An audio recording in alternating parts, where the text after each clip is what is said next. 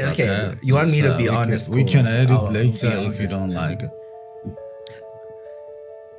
You guys, okay, let me not even say. Isn't that also that I find that people respond better to strangers that they don't know or people that they don't know. Yes. That's why companies often, they see that they don't do well. They know exactly what is the problem that's dragging them down. You need They a say, we're going to consultant." call consultant. Yeah. Consultants start telling you, this is wrong, this is alike. Nikki says this, Nikki, and they start doing it. You know, it's like...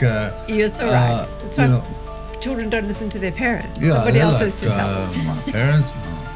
My mother would not listen to anything I said, but when she watched me say it on television, then she would listen. Because it had to come through the box. They have to get to television first. So if I needed to get something through to her, I'd make sure we recorded that, and then she could listen to me tell her what to do via television. It's a weird thing. We do, I don't know, we listen differently when it comes from a different place. Welcome back, everybody. Welcome back to another episode of Off the Clock. How do you deal with stress? How do you handle that? Coping mechanisms that I have is I go for a run. Manage stress by obviously being moments like this. Directly saying I'm going off the clock. Just even a night out. I'm listening to my favorite music. I go into one of the studios at the gym and I dance. Sip cocktails and rest and just do nothing. I ground myself spiritually. The right amount of stress is good. Okay, welcome to Off the Clock. Please don't forget to subscribe, like, comment. Nikki, I know we've been planning this for a while now, trying to get this together. Thank you very much for really making the time out of your busy schedule. And thank you for having me.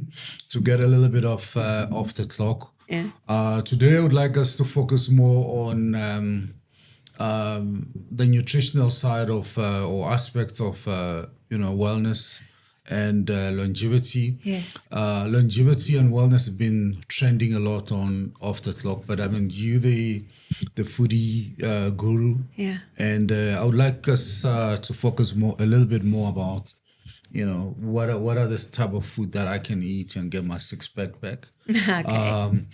But before that, I think you should introduce yourself the way you like. Okay. All right. So, yes, my name is Nikki Robertson and I am a nutritionist. In fact, when people ask, what do you do? I say nutritionist, but there's a lot more to it than that. I started my career in media, in the advertising industry and in television. So I wasn't always in the food and medical industry. I was actually born into the publishing world and I burnt out in my 20s, properly burnt out. I used to work 7 days a week for 4 months at a time, had no handbrake. It was a family business.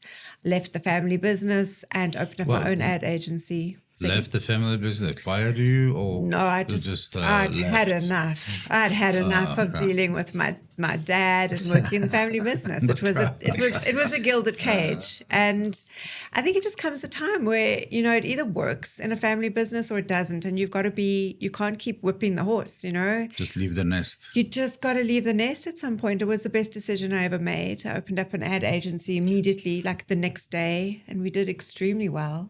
You were going to say? Now I wanted to ask, how did your father take it? Not well. So my dad liked to have his people around him, and he was the provider, and he felt that nobody could do anything without him, which was probably where we divided on our opinion. The problem is my dad and I were too similar. We were just too much of a mirror, and that gets to be explosive sometimes.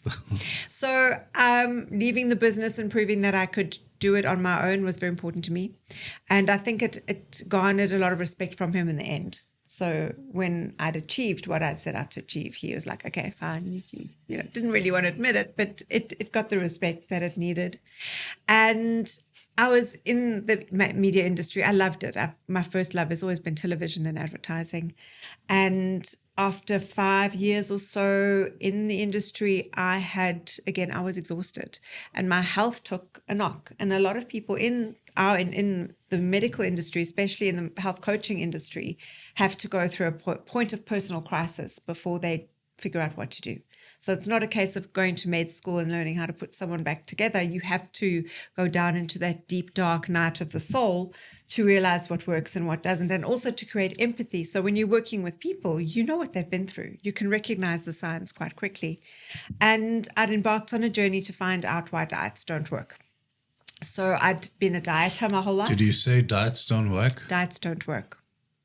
Is there a qualifying statement to that? Yeah. Or that's just the data tests don't work? Well, they don't work in the long term. So a diet, if you look at the first 3 letters of diet, what does that spell for you? I've heard that before as well. But Okay, so what it means is that you restrict your calories to a point where you lose body fat, and eventually your body downregulates its metabolism and it just doesn't work anymore. You can't lose anymore, otherwise you'll die.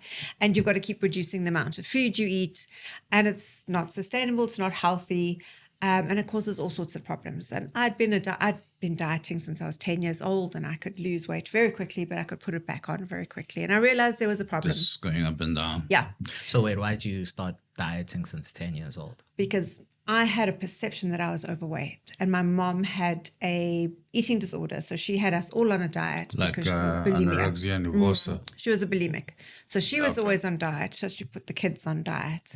So we all went along on this roller coaster adventure with her, which, if I look back, has been the best blessing of my life because it's led me to where I am today. So I went, while I was still working, I went and studied, I applied to do dietetics at a university in Australia. It was... and I did it for, I think I got through the first year, and I realized this was a big mistake because... What about in Australia? Brisbane? No, Sydney, Perth? it was Western Australia. Perth. Okay. And I realized it was the biggest mistake because we're just back to dieting. We're back to the calorie in, calorie out, restriction. There's nothing here that's not making me wake up and realize why this isn't working.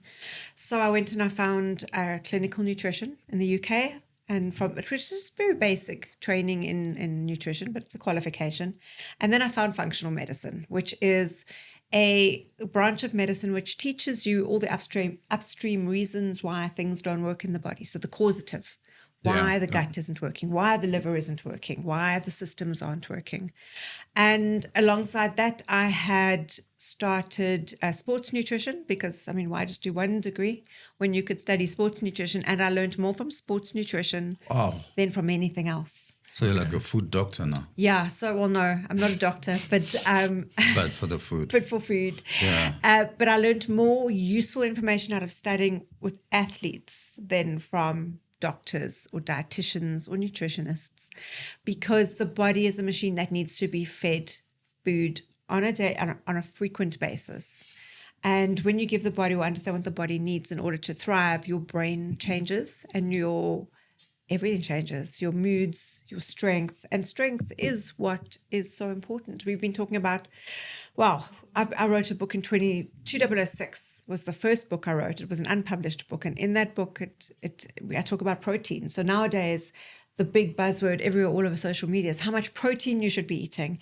And the sports nutritionists and bodybuilders have been talking about these numbers for 20, 30 years, and the rest of mainstream's only caught on now. So we can't leave out a food group. You've got to eat everything. And more important, you've got to enjoy your food. When we start restricting food and eating things that just don't work for us, we're going to get sick as much as when we don't eat food or eat the wrong thing. All right. So... earlier you said diets in the long term don't work. So are you implying that diets in the short term are much better? I think the word diet is the problem. So if you wanted to go on a diet, why would you want to do that? You'd want to lose weight. Yeah, lose weight or build muscle, whatever it comes to. So typically a diet, someone comes to me and they want to go on a diet to lose weight, or they have diabetes and their doctor has recommended that they come and see someone to lose weight. Mm-hmm. It's the word. So it's the perception. So when you tell someone they're on a diet, the first thing they want to do is rush off and get a pizza. They want a stockpile because a famine's coming. And that's exactly what happens in the brain. When we start restricting, every mechanism in the brain and the metabolism tells the body that there's no food coming and we've got to store everything. It downregulates metabolism. It downregulates a host of biochemical reactions in the endocrine system that eventually make it harder and harder for the body to lose fat stores. Fat stores are equivalent to survival. So if you were on a mountain, stranded on a mountain with a whole lot of people, the people with the most weight would survive because fat is there to help us get through. It's our fuel. And in a day and age where we are under pressure and we're really, really stressed and we're in fight flight all the time, our bodies don't know the difference between being stranded on a mountain or having to deal with traffic in Gauteng every day. It's the same stress. It's the same fight flight system. And it's like, well, better store fat, otherwise we're not going to survive today. And this is why people are getting progressively fatter. And also because our food systems are completely obliterated. The quality of the foods we eat, the foods that we think are healthy are not. It's not real food anymore. So there's a whole lot of things that are going wrong. So, I mean, it sounds like your relationship with food is good. I mean, where has this all started? I mean, it just, Yeah. Did you learn this from school, or there was that aha moment that connected you with food? I mean, I never met anybody with such good relationship with food like this. Yeah. Look, I was brought up in a food family. My dad's parents were Russian refugees who were put on a boat and sent to Africa, sent to Cape Town from Russia. So you're Russian? My dad's parents were Russian. But Russian heritage. Okay. Yeah. Well, Lithuania to be specific. And they were put on this boat and they were dumped in Cape Town and they were sent to Benoni because that's where some family were. Benoni. Yeah. And they didn't speak English and it was an arranged marriage. And they came from a family in Russia who were bakers. So that's the only skill set they had. They could bake. And that family went on to create one of the biggest delis and bakery companies in South Africa. It became Blue Ribbon Bakeries eventually. It's a massive organization. Oh, which is now what, under RCL? Probably. One of the big food companies, That's where it all went back into, I think it started in the 1930s in Benoni. And then my mother's family were French. Her dad was French, and he imported French food from France to Africa. So that was champagne and foie gras and caviar. Foie gras? Foie gras is the duck liver, goose liver. Goose liver. So they were big foodies as well, and he was friends with people like Escoffier and some of the big food culture in Paris. So food was always intrinsic to our lives, and my mother cooked everything. So, and she didn't teach me to cook. I watched what she did.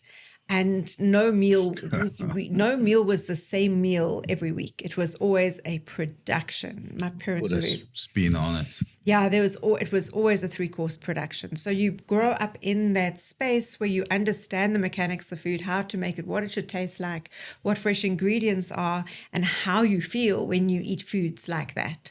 Wow. Yeah, so it's quite a thing.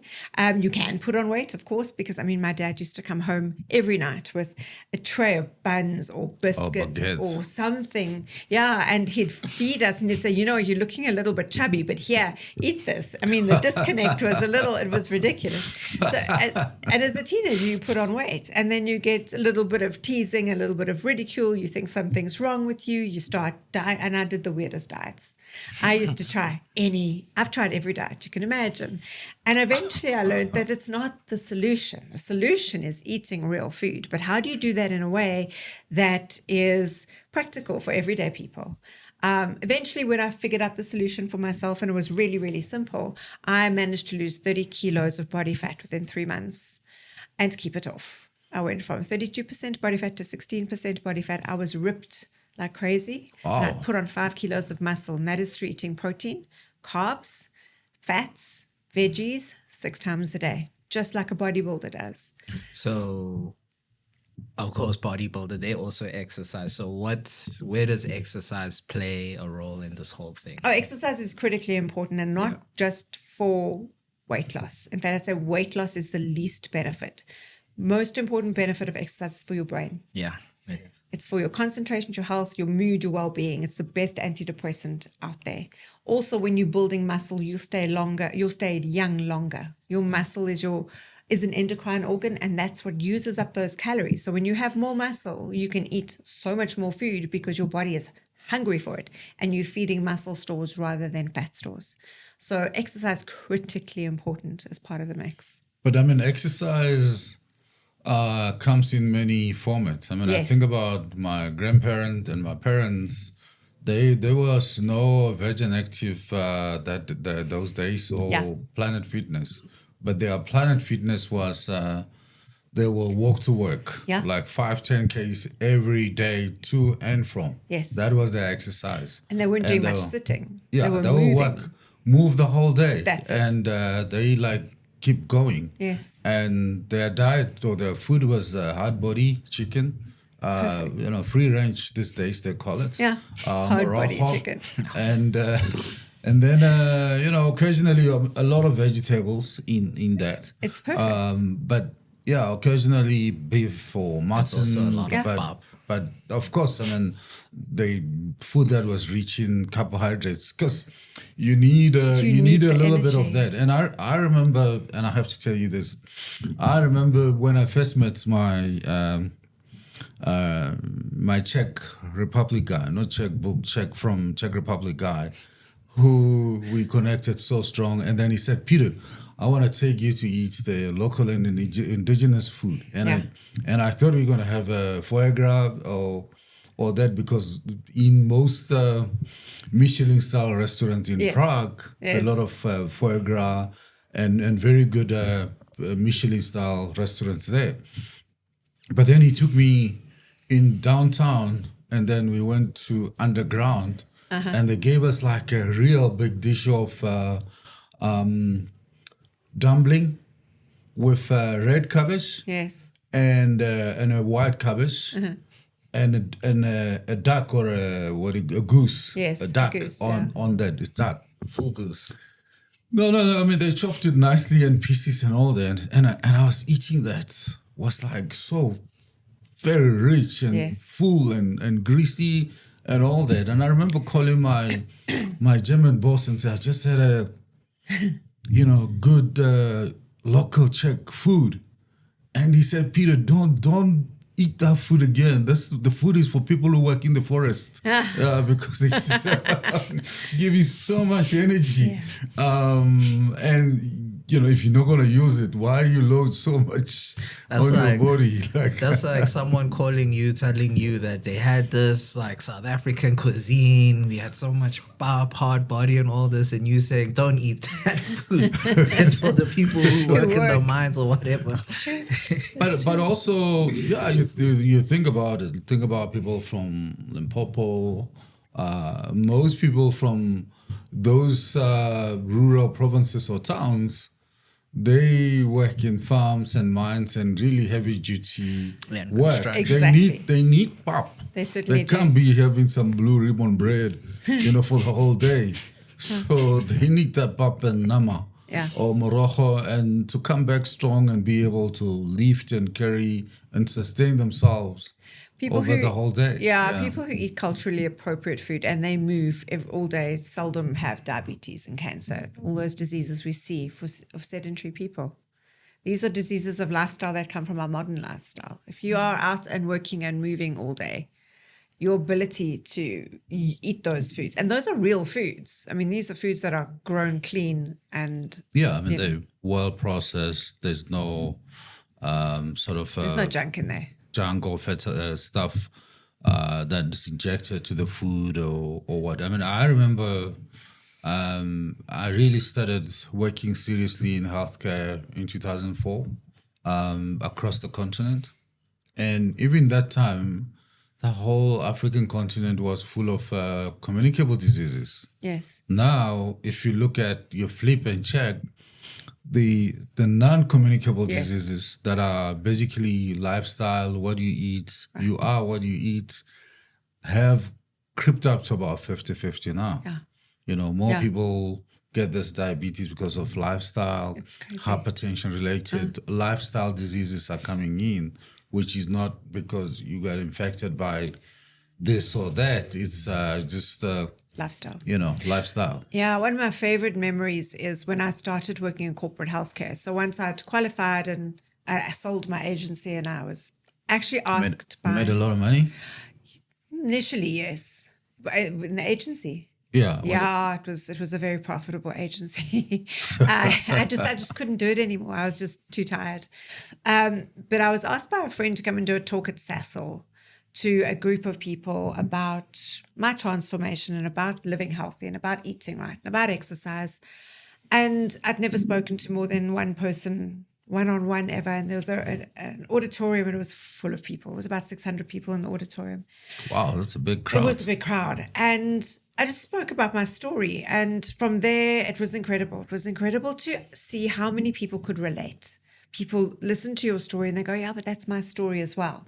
And you realize how similar we all are and the shortcomings we all have, irrespective of race, color, age, it doesn't really matter. There's so much of a thread between all of us, especially when it comes to our health. And then I did a corporate healthcare program at Nestle for many, many years. And there was a woman in the audience who said, my problem is when I go back home, everyone's eating white bread and Coke and chips and sweets. And this is why more than half of my family is diabetic. What do we do? So in this program, I started teaching them all about just the basics. It's not about saying you can't eat pap. It's about saying you need protein, you need your veggies, you can have your pap, but getting the balance right and understanding what all of those components do in the human body to make you healthy. 10 years later, I see her somewhere. It wasn't even at Nestle. And she said to me, you won't believe what happened. I just took what you told me and I told them. And we started farming collectively. We started growing food together and feeding each other differently. And we got rid of the sugar. We still eat pap, but we got rid of the Coke and we got rid of the sweets. And almost nobody's diabetic anymore. And I was like, wow, that's why I do what I do. Feels like a magic wand. Well, it's, I think if you talk from the heart and you do it because you really want to help people, they'll take that and they will pay that forward. And that is why we do what we do. And I think it's also just an information thing. Because they were very receptive of the information that person took from you, went home and said, guys, let's make some changes. Nikki says. Yes. Yeah. Changes were made and look how much better people's lives are. So if that information is just more readily available to people. Through the right channel. Exactly. Isn't that also that I find that people respond better to strangers that they don't know or people that they don't know. Yes. That's why companies often, they see that they don't do well. They know exactly what is the problem that's dragging them down. You need a say, we're going to call consultant. Yeah. Consultants start telling you, this is wrong, this is like, Nikki says this, Nikki, and they start doing it. It's like... You're so right. It's why children don't listen to their parents. Yeah, somebody else has to tell them. My parents, no. My mother would not listen to anything I said, but when she watched me say it on television, then she would listening because it had to come through the box. So you have to get to television first. So so if I needed to get something through to her, I'd make sure we recorded that, and then she could listen to me tell her what to do via television. It's a weird thing. We do. I don't know. We listen differently when it comes from a different place. So what do you think? You think it's the same thing? Because sometimes I tell you this stuff, it's like, we just want to hear your perspective of this. Because if somebody was telling you the same thing, you will digest it, better, differently. Okay. You want me to be honest? We can edit later if you don't like it. You guys, okay, let me not even say you guys. Just me. Don't bring your mother into this.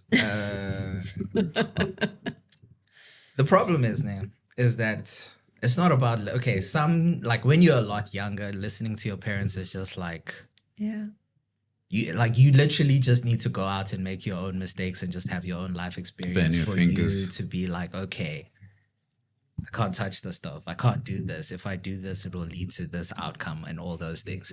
But also at the same time, it's also like some advice from your parents, and I can think of a few things, is that it also, in a way, it comes off as being hypocritical.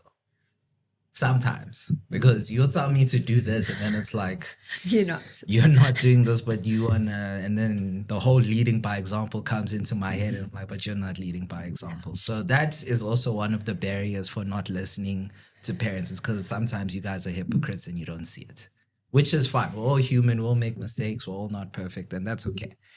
But it's also like, how do we communicate that to you as to why we're not listening to you is also another thing. But I think those are my two things, is that when you're very young, you just need to make your own mistakes, because listening, it's not even your parents, it's just listening to other people telling you not to do something you want to do. Obviously, you're not going to do it. It's like when we have Amu over and we tell Amu, don't do this. And then like, well, it's my sister's daughter, so my niece. We tell her to stay away from the plugs, right? Because, yeah. But then I remember the one time she was at the house with my sister. We were with her upstairs. There's this plug on the wall. Both of us were behind her and we're looking at her. But she does this thing of, she can see out of the corner of her eye that we're looking at her. But then she goes and switches on the plug and starts running away.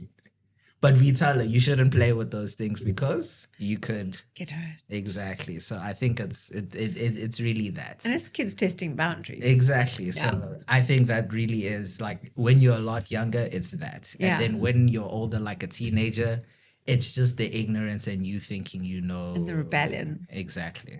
And then later in life, it's basically what I said, is that you guys are hypocrites when you tell me these things. And then also, it's also just being hard-headed.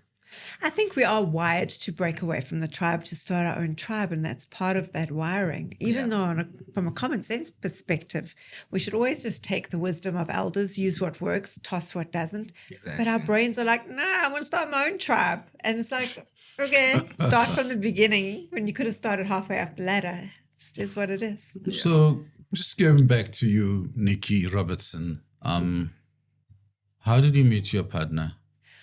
We met on a beach many, many years ago. I mean, I would think that because you said your family heritage, the grandparents, the marriage was arranged. It was not Oh, no, it wasn't like arranged. that. Oh, no, You not just at all. met in a beach, strangers, Yeah, no, swimming. through friends. Yeah, Okay. at a braai with friends. Yeah. You're very high level. Can you just let us in this romantic journey? Yeah, no, it was so many years ago. I mean, we've been together, it must have been 31 years ago. So it's a long time. But such an important thing stays with you forever. It does. And I think, very few people can say that with the right person. It's like sometimes you just, there's no perfect relationships. Nothing is smooth sailing. You just got to either you choose to make it work or you choose to go two different ways. Yeah, it's quite simple. I've never had, thank goodness, major issues to deal with where that's concerned. I mean, how long did you date before you like, he's the one? Years, 6 years. Okay. Yeah. I was always very career focused. We were both very career focused. So it's just kept him waiting. Not at all. We just didn't get around to doing anything. So it was just, we were so focused on career. I was very focused on my agency. It was never a priority for me. I didn't want kids until late. I had my daughter late 30s. It was the right time for me. So it wasn't like, I wasn't the kind of person who was like, by 20, I've got to be married and have 4 kids. Wasn't that. I was always career driven. It was my priority. But that aha moment when you said it's time to marry, I mean, Jewish style. Yeah, it was actually just a decision one night. Let's just get married. Just like, it's time. Okay. It was very unromantic, I have to say. There was no romance in it. It was like, to be very honest, Let's just do it. It was like, I could do with a nice long holiday. A honeymoon is a holiday. Let's get married. That's how And it then worked. do honeymoon. Yeah. But I was brought up in a world where career was everything. Work was everything. It just became who I was. So, yeah. So maybe just flip back to you. You're not married. I mean, have you been figuring out, fantasizing how, you want to do it? What do you do? Oh, get married, like and ideals and all that stuff. I mean- I'm sorry, I'm putting you on the spot, but I never really asked you this question. I mean, I don't mind getting married. I mean, I'd like to, but I'm not in a rush for it. No, I'm just saying if you thought about it when you eventually happens, because I guess maybe it's a girl's thing, but I mean, people think about it and it's like, if I ever do get married, I just want to maybe, do it in style. I've wine thought farm, about or it. Get married in a mountain. I thought about it, but then I stopped myself from like thinking further about it because I realized I'm not gonna have too much say in this whole It's gonna wedding be your thing. wife. Yeah, it's gonna be her family, and then it's like I'm just gonna be there to be like, let's get these weddings over with. Because You gave up like that. I didn't give up, Dad, but like me thinking about like my like ideal wedding. First of all, I don't think any guy truly cares about like an ideal wedding. I agree. think that's more of like a. I feel like the wedding is for very girly. is for the wife. Okay. One more question to you, and then we go back to Nikki. Is we interviewed a lot of people together, and a lot of people said, even people that we never thought could have their marriages arranged, and said it was arranged. I don't want to mention names here, but The answer is no, Dad. You're not arranging no. a girl for me. No, I'm not asking if I should arrange or something. Just saying, what's your opinion about arranged and non-arranged? I mean, does it really matter, or I think it has its pros and cons. I Okay. think arranged marriages, because of like the families coming together to be like, this is this person, this is this person. Are they compatible? They're not focused on the things that the actual two people would be more focused on. The family is more focused upon like compatibility and whether this will actually work between these two people, regardless of there being love between you. Because love it can exactly, that's what they say. It Grow will just it, build you know, over time. yeah. It's like you can not like her when you see her, and then in 20 years she might be the love of your life. But I think they have their pros and cons. But like for me, I'd like to choose the girl I marry because I don't want to get there and be like, what did you do? And it's like, oh no. And I sort of want to be in a situation where it's like, I say, this is the girl you really chose for me. I was like, really? Are you kidding me, Dad? And I sort of want that feeling to be like on the other side as well, where it's like, the girl's like to her parents, like, this is the guy you chose for me, really? So I don't want to have that like disappointment of expectations like on the wedding day or whatever whenever we see each other. I feel like that's just that comes with the process of an arranged marriage, I guess. But I'd rather choose my own partner. Yeah. Oh, you were not here when we interviewed Eric, who's a Frenchman and married an Indian lady who comes from a family where they arrange weddings. Yeah, you told me the story. You told me. And,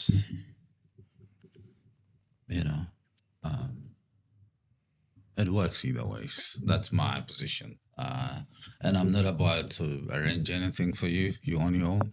Yeah, I'm great like that. So, Nikki, the follow-up question is, getting your body in shape sometimes like a New Year resolution, right? And everybody like end of the year will write a list and say, look, I want to do the following 3 things together. I want to improve the relationship with my boss at work, and I want to be good with my wife. And I want to get my body in shape. I want to clean up the house. Maybe 4 things. Yeah. I think that's where people get it wrong. They think it must be a resolution instead Yeah, of just I agree starting. with you. I completely agree with you. Yeah, and then they, come September, they revisit the list. They realize It's been 9 months. the story about Yeah. You know, improving the relationship with the boss, fired, looking for another job. The relationship with the wife, divorced, girlfriend now. Yeah. The body, the shape, need to rework on the, it just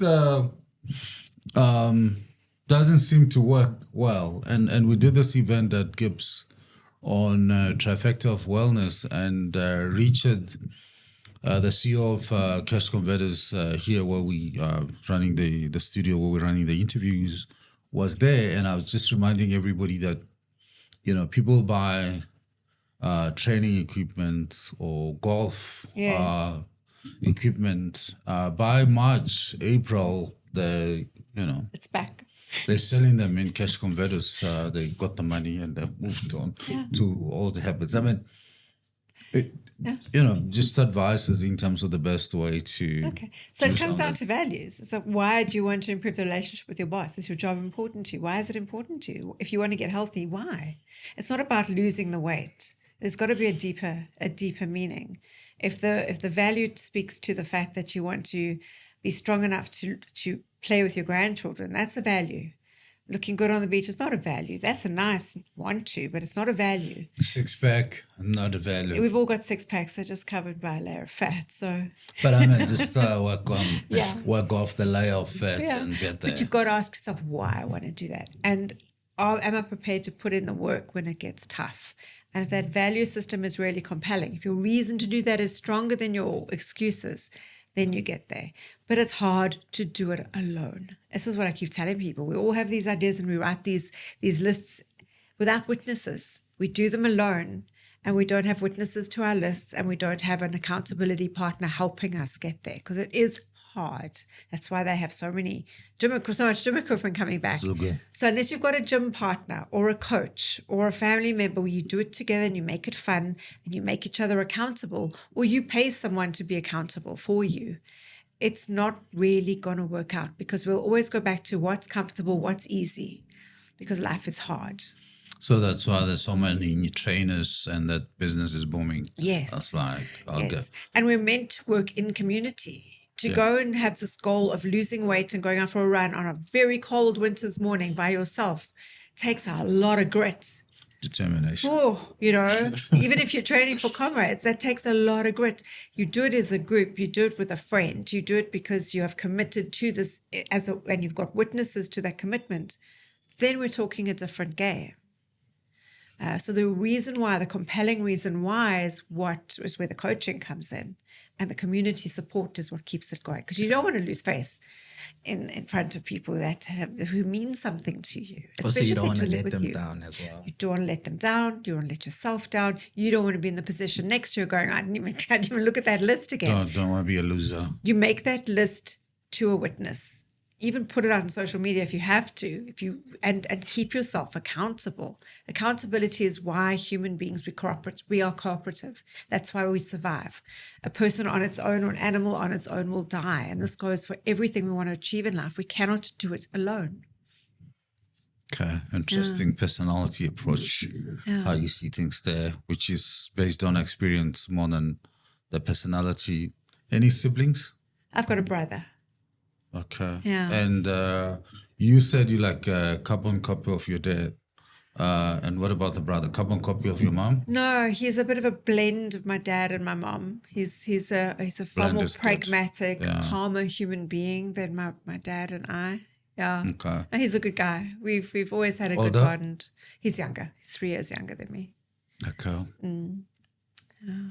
I mean, I got this friend come from a family of 3, they 3, and I think we're just discussing personalities, and you were saying they're all different, like a little bit of the parents, but they're completely like different, like you know, even a bit of in belief systems, like interesting how environment informs us.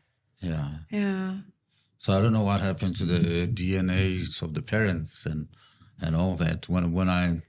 Because I know them and I see that difference. I mean, the one like a bit of control, organized environment. The other guy's like very chaotic, like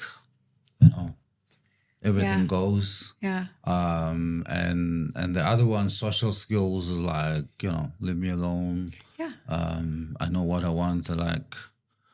But kind of tough love. I think DNA informs your hair color, skin color, eye color. Not personality. Not at all. No, I think we're far too complex as human beings to just be, a recipe, a step and repeat recipe. No, I've got a different experience. My daughter, who you met, I think took a lot from me. Yeah. My son also took a lot in terms of what you're talking about, the DNA and all that. And the stuff. Personality, I think my daughter took a lot of my personality, and my son took a lot of my DNA. So it's freaky because the whole DNA story goes into like in generations in the thing, because my daughter's got this unique sneeze that my father had. Like, wow, okay. Like this sharp, strong sneeze when she does, and nobody knew what was going on. It's like, why are you sneezing like that? I know my father used to sneeze like that. It's like, wow, okay, it's a little like, freaky. she's my child. Okay. Interesting where it shows up. Wow. It's like these window-shattering sneezes. Yeah, like and that's when you realized, DNA is DNA, strong, works and goes in. I don't have that sneeze, but she it's very dominant on her. She will like, and what amplifies that a lot is she sometimes suffers from allergies. Like, in the next 2 months, season's gonna change to be sneezing. And the funny thing is, is that her sneeze has gotten a lot better since she had a child, because she's not trying to wake up the baby. Oh, it's clever, and just maybe passing the DNA down. Yeah, it's probably gonna find it. That trait is probably gonna find itself in like the generation after. Yeah, I think it's also psychological suppression and all that. I mean, also certain stages in life kind of take away certain disabilities or bring them. Yes. Like, remember you used to have asthma when you were a toddler, but you outgrew it. It's quite possible. It's gone. No more asthma. It's finished. So, I mean, I think, the whole kind of we family thing, it's quite interesting. I mean, I'm just, the fact that we're starting to talk to more people so closely, I'm starting to see that it's not a mystery, but it's very powerful. Very. Where, some people are just so, as you said, you carbon copy with your... Yes. Yeah. I mean, you're not even aware, but I mean, it's actually that carbon copy, the way I understood it is like even personality. Very much. As well. Yeah. So with your dad. Yeah. And that's where it brings a bit of, the fighting, or the, not physical fighting, but fighting of, ideas, because you're so similar. Yes. But there's a lot of hard love. Oh yeah. In it. Exactly. So it's, I mean, I don't know if you've seen anything like this, or you've not been observing with your friends or outside. I mean, you work in a business school where it's just full of different people. I think a lot of it is like it's nature versus nurture at the end of the day. Like, so I think like what you say, a lot of it's like traits that they have in terms of personality wise. I'd say you could, like, just to be like neutral on the whole thing, you could say 50% is nature. Because I do believe that like what you're saying is true, that like you get a lot of things from your parents or grandparents or just extended family, those traits that you get from them. And I think they show up just like when you're growing up, but also when you're growing up, the whole nurture aspect is also actively in play. So you're learning from the people that are around you. You're like copying your parents, because as I can see, like with Amu, is that she's just copying everything that everyone else does. Like when they say, tell Amu no or to stop something, they say, okay, Amu, okay. And then Amu now always says, okay, okay, okay. So which means no. Yeah, which means no. So that's the nature part of it. So, I mean, that's the nurture part of it, because she picked it up from her parents. So I think everything is a nice blend of nature versus nurture. I think a lot of things that like you yourself have to be conscious of like either trying to change or trying to like amend, that would be like nature, a trait that you have. Like it just came out and that's just you.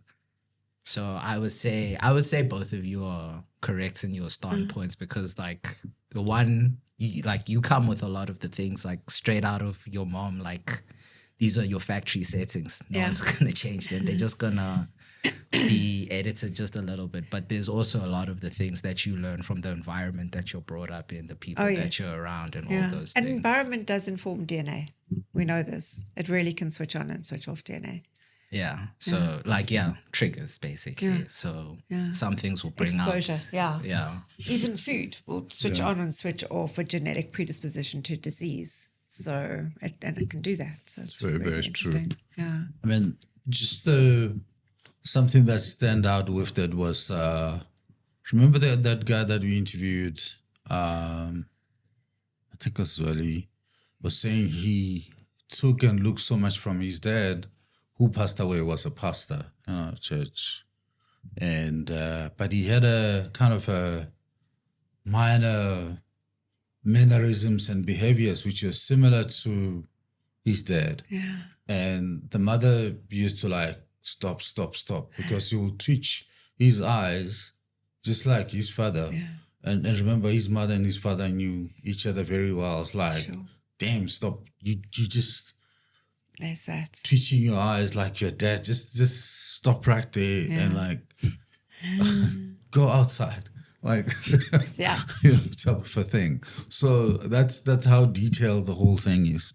But then Nikki, moving on, you do a lot of corporate talks and advisory work and all that. Yeah. Do you think corporates are doing enough to drive the whole employee wellness thing, or they just ticking boxes because they pay you and they'll tell you a little bit about wellness, longevity, and get you back to work and move that job cut? Yeah, I think a lot of corporates are just ticking a box and they're providing tools for people to use if they want to use those tools, but I don't think they're getting into the weeds enough with their employees. I don't think mental health has been dealt with correctly. I don't think, most companies, especially big companies, have medical aid providers. And the medical aid providers provide wellness days, and you can do all your checks and balances, your health tests and those sort of things. But it's not talking to the value that drives the behavior. And we're not figuring out why people aren't improving. We might give them a diet, which is a tool, but we aren't saying to them, is this even working for you? What is going on in your family that can help you follow this advice or not follow this advice? We're not digging in deep enough. Because it's a yearly ritual. They do it once a year. Yeah. And for me, I come from a place being a CEO. It's also living that with HR. That's a big problem. I mean, HR is a disaster, right? So what happens is, as a CEO, you would have had a medical every year. Yeah. And you go forced, like you key man, we don't want you to die, you're riding on this horse. And you get this you report. Must win the races. Yeah. Yes. And then you put on medication because your doctor gets a report and gives you meds, but they don't give you the tools to make that report a better report the following year. So that's basically what I do. We look at your exec medical report. We see the status of where your health is. And if you carry on that trajectory, you're going to die in HS with or without medication. And it's true. And we met through Bruno. And this is, I did this work with Bruno. But I mean, the good thing is, which is where, I have a big gripe with wellness in big corporations is they'll say we do it for the C-suite. Yes. Because these guys are the heartbeat of our business, and they don't do it to Everyone middle else. management, everyone Exactly, else, exactly. which is the next generation that's coming up, and you have to start that early. It's like almost a financial wellness. If you're gonna save for retirement to live until 90, you need to start when you're young. Yeah. But it's I think it comes down to cost. It's really expensive to put every employee on a really good wellness plan. But I don't agree with that. I don't think it's expensive. I just think that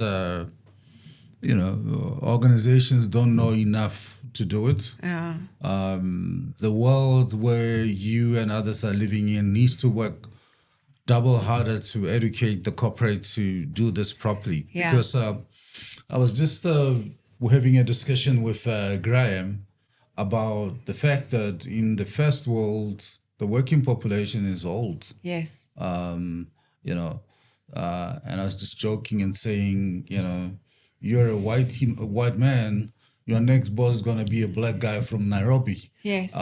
Yes. You have to accept that because Africa's got all this young generation of under 25s growing up and all that. Absolutely. Those guys are going to go to the US, Europe, and everywhere else and start running the companies. But companies either need to find a way to really, stop being ostriches and putting their heads in the sand and do something about it. What you can do instantly is, the steroid is increase Yes. the pension or retirement age to 70. Yes. 5 years You've or got to 75. keep you healthy longer. Yeah. But Yeah. then to get people working that long, you need to keep them healthy, and you need to intensify longevity programs, wellness programs to make sure that people, do that and almost make sure that gyms or exercise places are part of the workplace, but The culture has to change, and it does have to start with C-suite, because when you get top level embracing what it feels like and understanding viscerally what it feels like from a productivity, mood, mindset, resilience point of view to be well, then it's much easier to sell that down further into senior management, middle management, because they feel the difference and they'll see the difference in their employees. But it is a big sell. It's a big sell because a lot of companies say, well, we pay you enough, go out and find your own coach. no, but it doesn't work. I mean, they'll never pay me enough for what I've been doing. And unless they take that responsibility, big corporates out of HR to the CEO's office or what, even CEO doesn't even know what he's doing. Yeah. I mean, I'm talking about myself here in terms of that they need a lot of external help from specialists like yourself to work on that and make sure that it's part of the whole thing. Yeah. Because sometimes being in a C-suite environment and corporate, you feel like you eat what we kill. Work long hours, get a big bonus. But we also know people who worked until 65 and retire, make a big party. The next week they say he's dead. I have so many clients, specifically male clients. They've just retired and they come to me and they are so ill and they have chronic disease. It takes a good year or so just to get them to fix them. And had they done that, but who broke them? Business, either themselves or the company they worked for, because they just didn't understand the importance of just a couple of small things were needed to stop that happening. And I'm talking heart disease, cancer, diabetes, aneurysms, you name it. It is horrific. I honestly don't think the world and the corporate or business world is moving, fast enough to deal with these things. They're waiting for WHO or somebody else. Yeah, it's not going to happen. I remember my first flight overseas, it must have been 1999. I was going to Cairo to do a Nile cruise. Yes. And what's so funny, the flight was full, but they said, this is like Arabic, no drinks. Yeah. But you can smoke at the back of the plane. I was like, and then I think literally 2 weeks later, I took a flight to Madrid, but Alitalia was still alive. You know, the I remember Italian that. airline was still, which went down. And then there was like ashtrays on the seating, like you can smoke. This is a long time ago. in the in the business side, but that stuff is gone. And I mean, I think these things are doable. Okay, we can really push this hard. A couple of weeks ago, I went to Turkey, and then from Turkey, I mean Istanbul, I took a flight to a small town like Devon of Turkey called Adana. It's quite big, and also, as you know, Turkey is very Muslim, Arabic. Yes. But they say it's better Arabic than Arabic in terms of they follow the right stuff, not every crazy thing about Arabic. So we go to this restaurant, start eating mezze and all that, and they bring big tray of bride meat, which is very nice, beautiful. Delicious. Then I said, can I have a glass of wine? They said, no alcohol.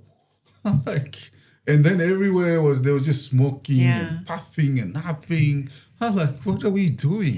You know, it's like, you know, so, but again, to summarize the story is, I think, you know, the wellness industry like yours needs to work double harder to kind of educate the corporate to do the right thing, right programs and all that. Yeah, it is harder. But I'm glad that you said you worked with Nestle because Bruno, a good friend of mine who was running Nestle East Africa and Southern Africa, I went to the Nestle offices. I was quite impressed with the program that they put. Hopefully you had a hand in it. They had a Vegan Active gym inside.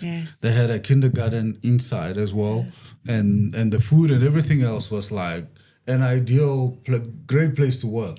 You know, you can go train over lunch, and those trainers, I think they were paid up to help you out and all that. Yeah, So, and being a multinational, and that's the key. A lot of multinationals really understand the importance of providing. not even a lot, because I've worked for multinationals all the time, and very few of them got close to that. They just, you know, getting the money and leaving. You know. So, I mean, in kind of closing, I don't know, Tlhatsi, if you've got some parting shots or a few questions for Nikki, and otherwise we're asking you to ask us a few questions, which is kind of a tradition here to let our guests revenge by asking us a few questions. Revenge.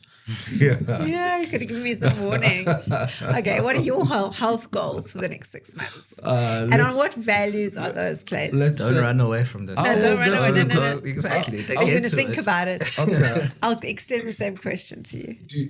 No, but I mean, before that, do you have any parting question before Nikki revenge?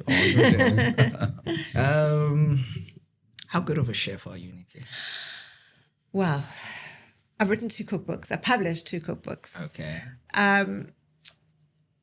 I've been told I'm a pretty good chef. Okay. Yeah, I don't cook I don't cater. I develop recipes. So my first book was, I'd taken 80 recipes that I developed for my clients, healthy recipes.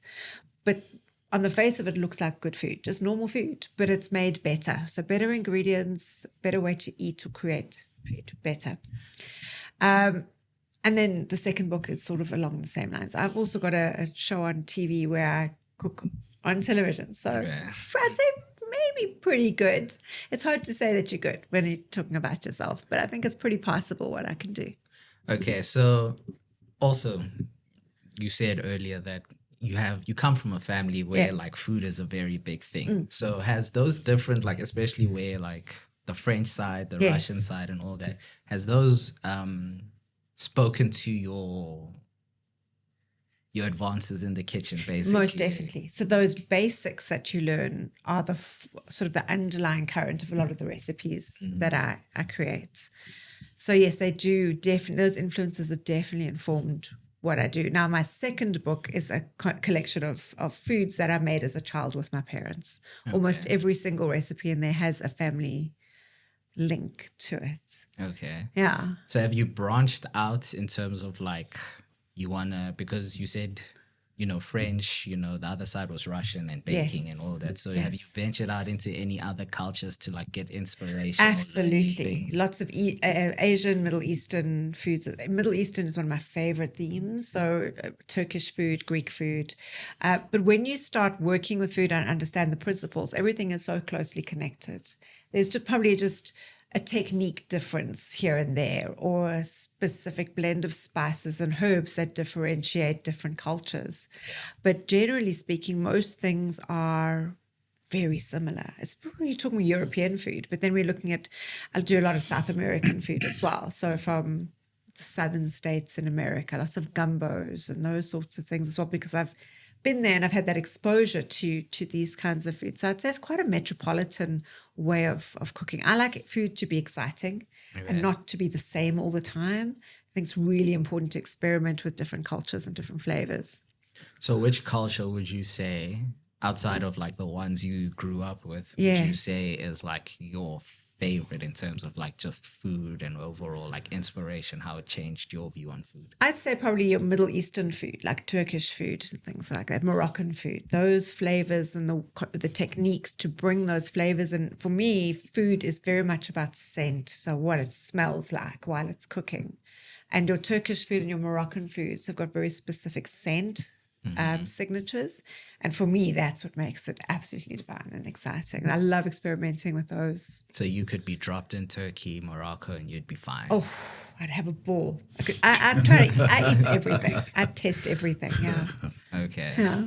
All right. That was my parting shot. I just wanted to know how far this food journey of yours went. Yeah. Cool. You want to repeat the question for me?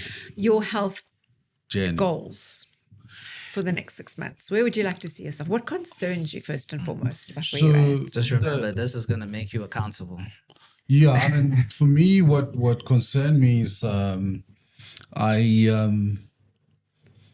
weight. Yes. I need to. I don't want to be skinny, but I need to. Reduce a little bit of my weight. I need to continue to protect my sleep discipline. Yeah. And I think I do it better now. I don't go to bed until very late, 12 midnight, because I've got other hobbies that makes me happy.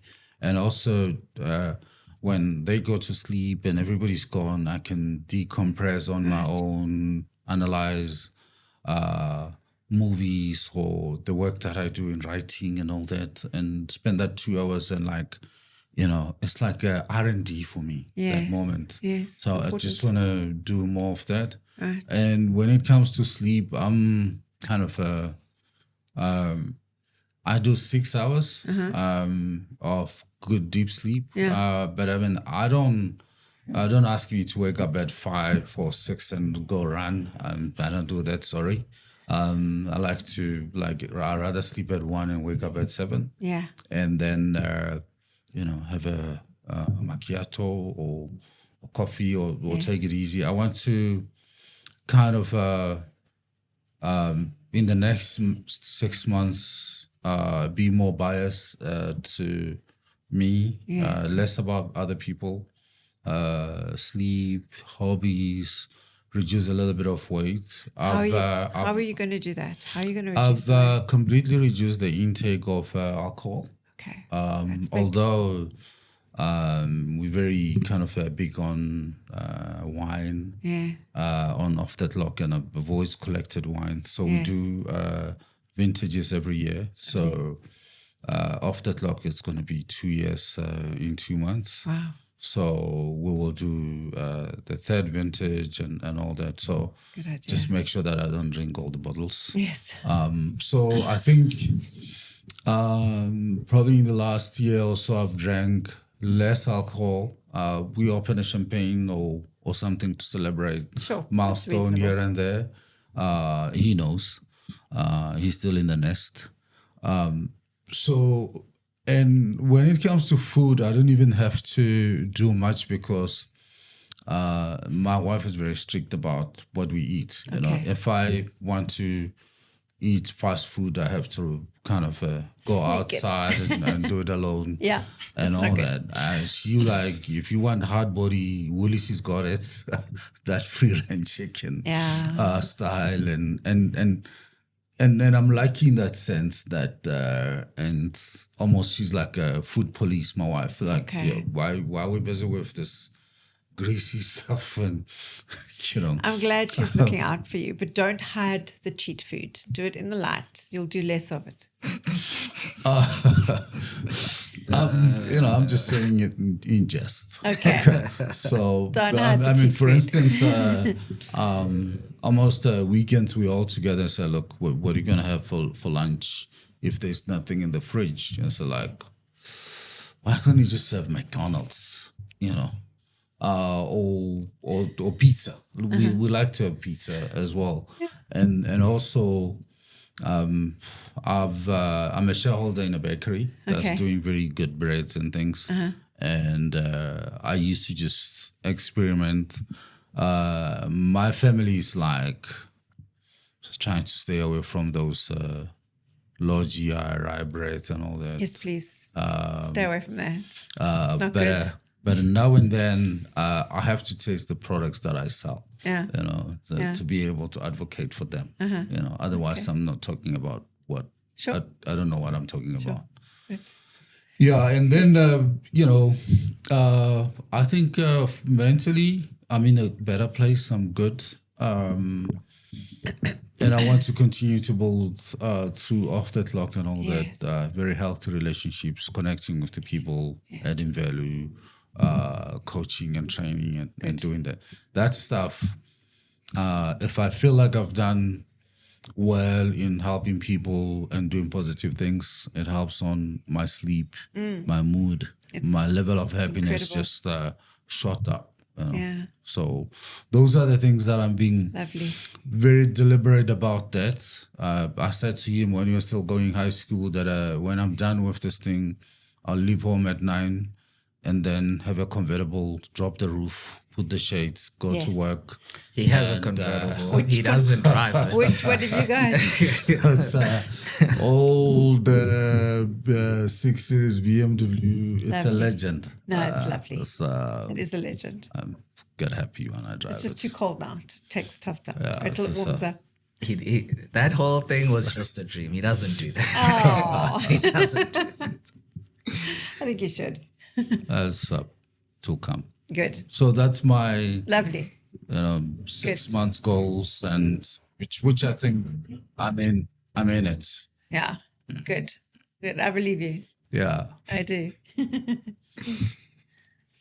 Good. So what was the question again? Your goals. My goals. Goals or just fitness goals? Health goals. Health goals. Mind, body, and soul. I think for me, it's to keep on with what I'm doing because I go to the gym, I do CrossFit with my sister. Okay. So for me, it's to continue being consistent with that and building up, like, obviously endurance, stamina, and all those Sounds like you're having fun with it. It's hard. It is hard. It's hard. Like, my sister and I went to CrossFit on the last Saturday. Wow. Yeah. But we had breakfast afterwards. So That's fine. okay. It was like, so yeah. I think for me, it's just to stay consistent. Stay consistent. Stay on the plan that I have for myself, which is make sure you're training at least 3 times a week. Yeah. Make sure, try your hardest to cut out the things that you know aren't good for you. So it's like cut down on sugar. Yeah. Try have like a normal lunch, like just make a sandwich for yourself. You don't have to go buy things all the time. So just being mindful of the things that you put into your body, because I feel like most of the time you don't need to be told that the food you're eating is bad for you. Yeah, you know this. Exactly. So I think just being more mindful and aware and just more intentional about the things I eat. Love that. So yeah, I think for me, I'll see a lot more results when I perfect that part, because partner that up with the working out, I think I'll see a lot more results in terms of like how I feel, how my body is coming along, and also my mental health. I like what you said about consistency. Yeah. Because that's really everything. more than perfection. It's just consistently making better choices. Yeah, because I can see, I'm very aware of like when you don't do something and then the impact it has on you. Maybe it's not like outwardly, but like you can feel it on the inside. It's like, and you also just end up feeling disappointed in yourself, like you let yourself down and all those things. So it's like, my whole thing is like, I want to show up for me more. All right. So yeah. Good. I love that. That's so cool. Thank you. Any more revenge questions? No, I think those were really good. Thank you so much for today. Yeah, thank you, Nikki, for making the time, and I hope you help me get that 6-pack back. I can help you. I can certainly help you. And I'll